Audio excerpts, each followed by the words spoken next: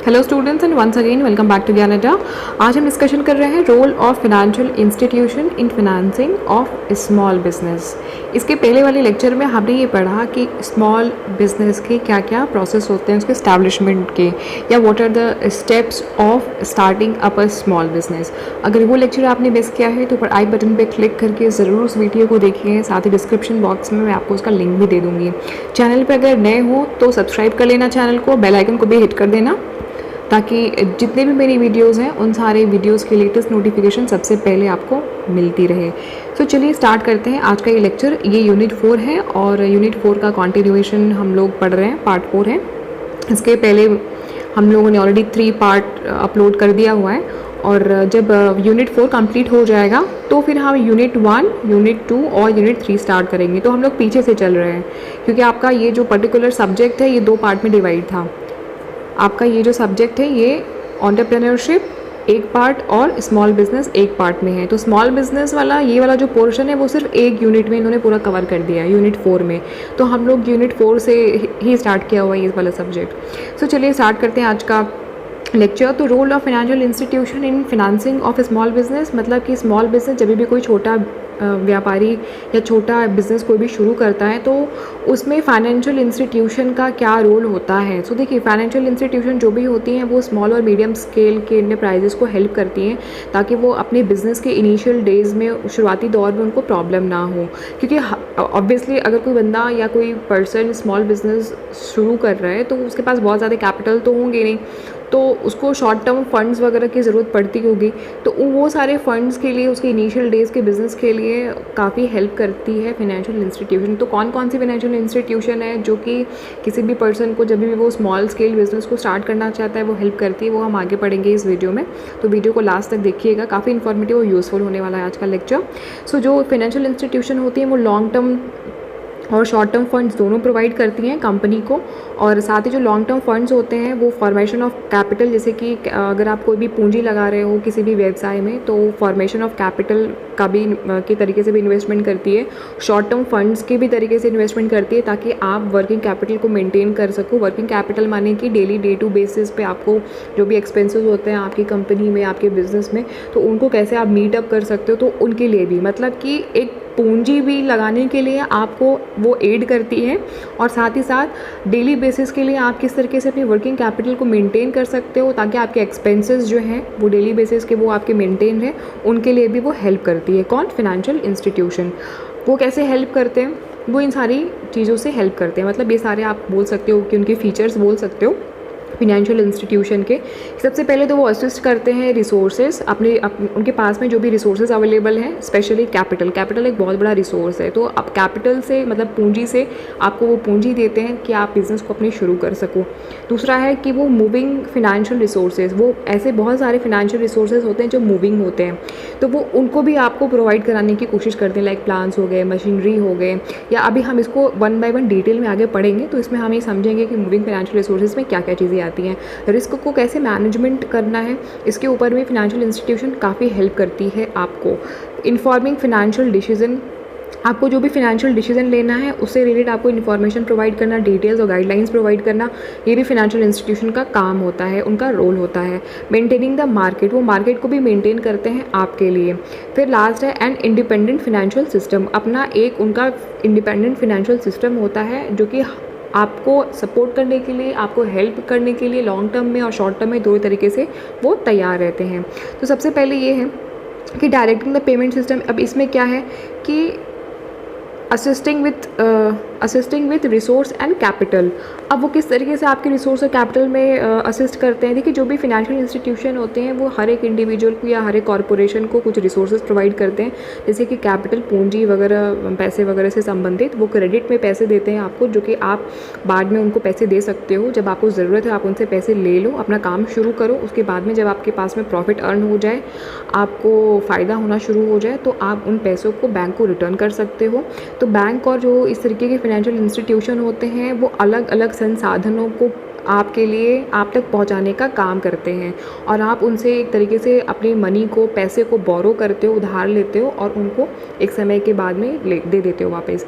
Bank आपको loan provide करती है, आपको क्रेडिट कार्ड्स वगैरह प्रोवाइड करती है ताकि आपकी जो कंपनी है वो फंड्स वगैरह को बोरो कर सके और उनको पे बैक वापस से जब भी आपको पे बैक करना हो तो उसमें आपको सहूलियत हो। तो इस तरीके से वो रिसोर्सेज को मोबिलाइज़ करती है और कैपिटल को मोबिलाइज़ करके आप तक पहुंचाने का काम करती है और आपको असिस्ट करती है। फिर वो बहुत सारे मूविंग फिनेंशियल रिसोर्सेज का भी इस्तेमाल करके आपको हेल्प करती है। अब जैसे कि बहुत सारे ऐसे सेक्टर्स होते हैं जैसे कि कंस्ट्रक्शन हो गया। अब इसमें क्या है कि these institution assist with larger transfers of fund like corporate investment. जब आपको बड़े तबके पे इन्वेस्टमेंट करना होता है, कॉर्पोरेट इन्वेस्टमेंट करना होता है, या कोई आपको ज़मीन वगैरह खरीदनी है, रियल एस्टेट में इन्वेस्टमेंट करना है, परचेजिंग करनी है, सेलिंग करनी है, बाइंग करनी है, तो उसमें आप बैंक के ही थ्रू तो करते हो, फिनेंशियल इंस्टीट्यूशन के ही थ्रू तो आप सेलिंग एंड बाइंग का काम करते हो। आप कंस्ट्रक्शन जब लोन्स वगैरह आप किसी को प्रोवाइड कराते हो या कोई बड़े ट्रांजेक्शन को आप करते हो तो आप जनरली कैश में नहीं करना प्रेफर करते हो। आप या तो चेक्स में जाते हो या आप आरटीजीएस करते हो या एनईएफटी करते हो या आप बैंकिंग के जो भी अलग अलग फिनेंशियल रिसोर्सेज हैं आप उनको इस्तेमाल करके आप क्या करते हो, ट्रांजैक्शन को करते हो। तो वो सारे फिनेंशियल रिसोर्सेज मतलब इसको बोलते हैं मूविंग फिनेंशियल रिसोर्सेज। मतलब मूवमेंट हो रहा है किसका, कैश का मूवमेंट हो रहा है। किसका मूवमेंट हो रहा है, रियल एस्टेट में भी जो भी आप परचेज सेलिंग बाइंग कर रहे हो, या अगर आप रियल एस्टेट में नहीं, अगर आप अपने खुद का बिजनेस, कोई भी बिजनेस हो XYZ, उसमें भी। तो ये सारे तरीके के अलग अलग different facilities and benefits financial institution आपको प्रोवाइड करती है। तो इससे एक फ्लेक्सिबिलिटी बनी रहती है इंडिविजुअल्स और कॉरपोरेशन के बीच में, और ये काफ़ी इंपॉर्टेंट फंक्शन होता है फिनेंशियल रिसोर्सेज का, फिनेंशियल इंस्टीट्यूशन का काफ़ी इंपॉर्टेंट फंक्शन होता है, काफ़ी इंपॉर्टेंट फीचर होता है। फिर फिनेंशियल इंस्टीट्यूशन आपको हेल्प करती है रिस्क को मैनेज करने के लिए। देखो हर एक बिजनेस में रिस्क होती है और अनसर्टेनिटी होती ही है, हर एक कंपनी में होती है। तो अब फिनेंशियल इंस्टीट्यूशन क्या करती है कि आपको इंश्योरेंस वगैरह प्रोवाइड करा देती है। तो इंश्योरेंस प्रोवाइड करा देने की वजह से जितने भी फिनेंशियल सेक्टर्स हैं वो लार्ज नंबर ऑफ पीपल को पूल करती है, रिस्क से उनको प्रोटेक्ट करती है, उनको प्रोवाइड करती है। बहुत सारे ऐसे इंश्योरेंस प्रोग्राम्स उनके लिए लेके आती है। सपोज़ किसी का एक्सीडेंट हो गया, आपकी कंपनी में फायर लग गई, आग लग गया, तो आप कैसे वहाँ पे उन चीज़ों का हैंडल करोगे। किसी का एक्सीडेंट हो गया, कोई डिफ़िकल्टी हो गई, बिजनेस के लिए डिफ़िकल्टी हो गई, या किसी के पर्सनल लाइफ में कोई इंजरी हो गई, कोई प्रॉब्लम हो गई, तो किस तरीके से आप अपना बिज़नेस को आगे स्टार्टअप कर सकते हो, उसको कैसे आप उसको रिकवर करने के लिए कंपनसेट कर पाओगे।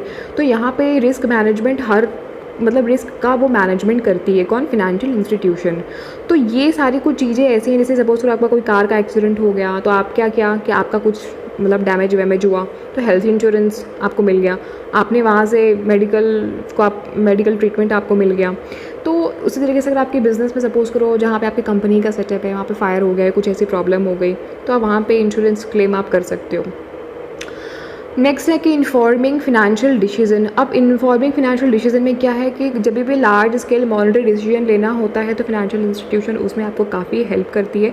वो आपको हेल्प करती है कि किस तरीके से आपको स्ट्रैटेजीज़ फॉर्म करना चाहिए, या सेंट्रल अथॉरिटी किस तरीके से आपको इंटरेस्ट रेट आपके ऊपर इम्पोज कर रही है, आपको लोकल बैंक कैसे जाना है, आपको इन्वेस्टमेंट एडवाइजरी कैसे लेनी चाहिए।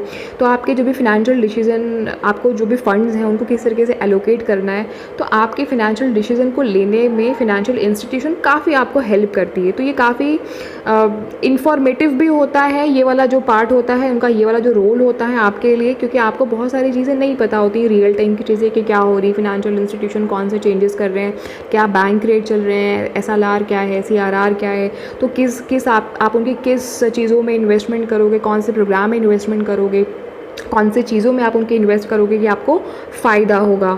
सो the information that financial institution provide allows individuals and corporation to make educated and secure decision in real time. तो आपको वो ज़्यादा एजुकेट करती है, कि आपको अवेयर करती है कि आप के बिज़नेस के लिए क्या फ़ायदेमंद की चीज़ें हैं, कौन सी चीज़ आप लोगे तो आपका बिज़नेस जो है ग्रो करेगा, या अगर आप कौन सी चीज़ में इन्वेस्टमेंट करोगे, कौन से प्लान में इन्वेस्टमेंट करोगे तो आपके लिए वो फ़ायदे की चीज़ होगी। तो एक तरीके से वो इन्वेस्टमेंट एडवाइज़र का भी काम करती है। तो जो मेन इंपॉर्टेंट टर्म है इसमें एज अ इन्वेस्टमेंट एडवाइज़र, इसको आप समझ के चलना। तो फिनेंशियल डिसीजन को लेने में, फंड्स के एलोकेशन में फिनेंशियल इंस्टीट्यूशन आपको ऐसे हेल्प करती है। फिर आपका जो मार्केट है उसको भी वो मेंटेन करने का काम करती है। लाइक अगर आपका कंपनी बड़ी है या सपोज़ करो छोटी भी है, आप स्टॉक मार्केट में इन्वेस्टमेंट करना चाहते हो तो बहुत सारे इन्वेस्टर्स वहाँ पे होते हैं, लॉन्ग टर्म के लिए, शॉर्ट टर्म के लिए। जो छोटे मतलब शॉर्ट टर्म बोले तो 6 महीने का, 3 महीने से 6 महीने का जो पीरियड होता है वो शॉर्ट टर्म में काउंट होता है। तो आप क्या होता है कि कम समय में ज़्यादा प्रॉफिट तो सब कमाना चाहते हैं, राइट। तो लोग सोचते हैं एक टाइम के बाद स्टॉक मार्केट की तरफ या शेयर मार्केट की तरफ वो जाना पसंद करते हैं या वो जाना चाहते हैं। तो फिनेंशियल इंस्टीट्यूशन आपको बताती है कि भाई आप देखो, आप इस वाले शेयर में इन्वेस्ट करोगे या इस वाले स्टॉक को आप बाई करोगे, परचेज़ करोगे तो आपको फ़ायदा होगा। या अगर आप लॉन्ग टर्म में जाना चाहते हो तो आप इस ABCD सपोज़ करो ABCD स्टॉक में इन्वेस्ट कर दो तो आपको ग्रेटर रिटर्न मिलने की चांसेस हैं। तो आपको ब्रोकर्स वगैरह अवेलेबल कराएगा, आपके स्टॉक एक्सचेंज कंपनीज़ वगैरह, मतलब आपको स्टॉक्स को इशू भी कराएगा। आपको मे बी अगर आपकी कंपनी बड़ी है या जो भी उनके लिस्टिंग के, कंपनी को लिस्टिंग करने की जो उनके स्टैंडर्ड है, अगर आपकी कंपनी फुलफ़िल कर रही है तो आपकी कंपनी को वो लिस्ट भी कराएगी। एक प्रॉपर कैश फ्लो जो है वो इन्वेस्टर का परचेजिंग स्टॉक में वो मेंटेन करने का काम करती है। So the stock market drives the pulse of financial sector as a whole. तो कहने का मतलब ये है कि स्टॉक मार्केट और शेयर मार्केट में भी आपको वो प्ले करने के लिए अप्रोच करती है ताकि आप ज़्यादा से ज़्यादा पैसे अर्न कर सको या स्टेबिलिटी आपकी लॉन्ग टर्म के लिए या ग्रोथ आपको जो है वो फास्टर पेसर हो सके। नेक्स्ट है कि एन इंडिपेंडेंट फिनेंशियल सिस्टम। अब these function of Indian financial institution work in tandem with each other to create fully independent financial system. When each function performs healthily, the other purpose work well and monetary system as a whole more stable. Problem with one function can reflect on the other capacity of financial institution. अब देखो क्या है, बहुत सारे financial institution already exist कर रहे हैं market में। तो कुछ बेनिफिट्स, सपोज़ करो अगर कोई ए फिनेंशियल इंस्टीट्यूशन है तो ये कुछ बेनिफिट ये दे रही है, कुछ बेनिफिट्स ये दे रही है, तो हमें इसमें कहीं ना कहीं चूज़ करना पड़ता है। ये भी इंडिपेंडेंट है, ये भी इंडिपेंडेंट है कि वो कौन कौन से बेनिफिट आपको देना चाहती है। तो फिनेंशियल सेक्टर काफ़ी डेलिकेट सेक्टर है, तो एक बैलेंस मेंटेन करना पड़ता है फिनेंशियल इंस्टीट्यूशन का फंक्शनिंग में कि वो आपको एटलीस्ट वो सारी चीज़ें प्रोवाइड करे, वो सारी चीज़ें वो आपको दे जिससे कि आपका फ़ायदा हो सके, ताकि आपकी जो परफॉर्मेंस है वो हेल्दी परफॉर्मेंस रहे। हेल्दी परफॉर्मेंस का मतलब ये कि आपको कोई भी प्रॉब्लम हो तो आपकी प्रॉब्लम का जो सल्यूशन है वो फिनेंशियल इंस्टीट्यूशन हेल्प करने के लिए आपको खड़ी रहे, आपके एड के लिए, आपकी मदद के लिए, आपकी सहायता के लिए वो खड़ी रहे। इंश्योरेंस प्रोवाइड करके, मॉनिटरी प्रोवाइड करके, मॉनिटरी सिस्टम के भी बेसिस पर और हर एक तरीके से। तो बेसिकली वो एक इंडिपेंडेंट काम या इंडिपेंडेंट उनका फंक्शन जो होता है वो रिफ्लेक्ट होना बहुत ज़रूरी है फिनेंशियल सिस्टम में, जो रिफ्लेक्ट होता भी है अलग अलग बैंकिंग या अलग अलग फिनेंशियल सेक्टर में जो भी फिनेंशियल इंस्टीट्यूशन है वो अपने वेरियस फंक्शन को कर रहे हैं। अब एक सवाल आता है कि फिनेंशियल इंस्टीट्यूशन का ज़रूरत क्यों है। देखो अभी तक आपको समझ में आ गया, मुझे नहीं लगता कि अब इसमें आपको फर्दर कुछ एक्सप्लेनेशन देने की ज़रूरत है, क्योंकि अभी आपको समझ में आ चुका होगा कि फाइनेंशियल इंस्टीट्यूशन कितना इंपॉर्टेंट है, कितना यूज़फुल है। ये एक बहुत ही इसेंशियल सप्लाई है एंटरप्राइज़ के लिए, क्योंकि आप सफिशिएंट फ़ंड के ही साथ में कोई भी बिज़नेस शुरू कर सकते हो। विदाउट सफिशिएंट फ़ंड कोई भी बिज़नेस को शुरू करना मुश्किल है, चाहे वो आप इंडिया में सेंट्रल गवर्नमेंट का मतलब चाहे वो सेंट्रल या स्टेट गवर्नमेंट मतलब बहुत सारे प्रमोट करती है an numbers of financial institution को, ताकि इंडस्ट्रीज़ का डेवलप हो सके स्टेट में। बहुत सारे आपके इंस्टीट्यूशन हैं जो कि सेंट्रल गवर्नमेंट या स्टेट गवर्नमेंट खुद आगे से आ कर के सेटअप करती है ताकि एंटरप्रेन्योरियल एक्टिविटीज़ को बढ़ावा मिल सके।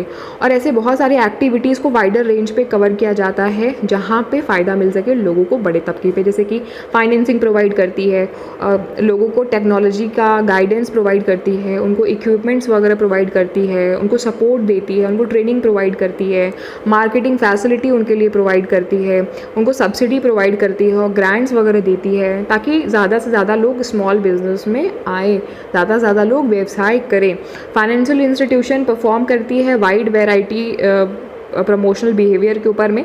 नए नए जो एंटरप्रेन्योर्स हैं उनको काफ़ी वो सपोर्ट करती है, उनके लिए कंसल्टेंसी सर्विसेज प्रोवाइड करती है। स्मॉल या मीडियम इंटरप्राइजेस पे जो भी लोग काम करना चाहते हैं उनके लिए स्पेशल तरीके का प्रोग्राम डिज़ाइन किया जाता है ताकि उनको फाइनेंशियल अपलिफ्टमेंट किया जा सके, जो भी नीडी लोग हैं जो भी काम करना चाहते हैं। और ये इंक्लूड करता है क्या, these include entrepreneurship development and self employment. इससे क्या होता है कि सेल्फ एम्प्लॉयमेंट भी बढ़ता है और एंटरप्रेन्योरशिप का भी डेवलपमेंट होता है।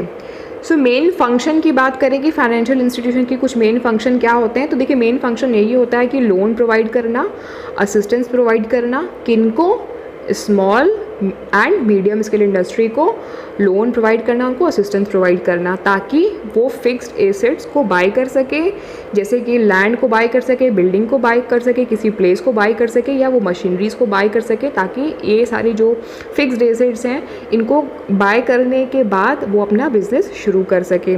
लोन्स वगैरह भी वो प्रोवाइड करते हैं ताकि वो उनका जो एक्सपेंशन है वो डाइवर्सिफाई हो, वो बड़ा काम कर सके, टेक्नोलॉजी वाइज भी वो डेवलप हो सके, उनका बिजनेस एक्सपेंड हो सके। तो फाइनेंशियल इंस्टीट्यूशन का मेन काम यही होता है। यहाँ पे मैंने कुछ आपको शो कर रही हूँ फाइनेंशियल बड़े बड़े जो इंस्टीट्यूशन है, जैसे कि IDBI एक बड़ा फाइनेंशियल इंस्टीट्यूशन है, इसका फुल फॉर्म है industrial development bank of India, NABARD बहुत फेमस है, national bank for agriculture and rural development, export import bank of India, SIDBI है, industrial investment bank of India है, IFCI है, industrial finance corporation of India, ICICI है, industrial reconstruction bank of India, Indian bank system and commercial bank, state financial corporation, LIC है, UTI है।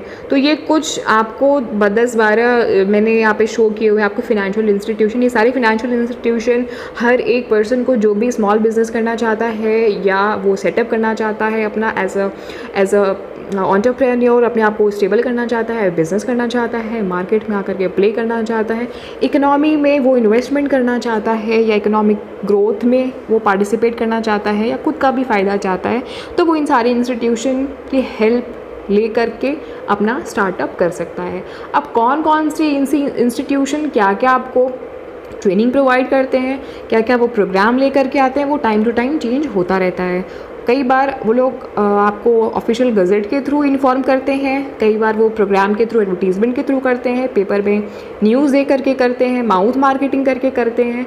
तो वो आपको पता लगाना पड़ेगा अगर आप स्मॉल बिजनेस में इन्वेस्टमेंट करना चाहते हो।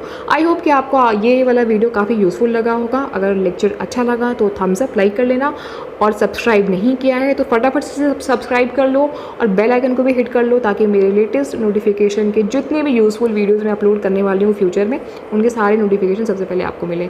थैंक यू गाइज़, मिलते हैं हम नेक्स्ट लेक्चर में।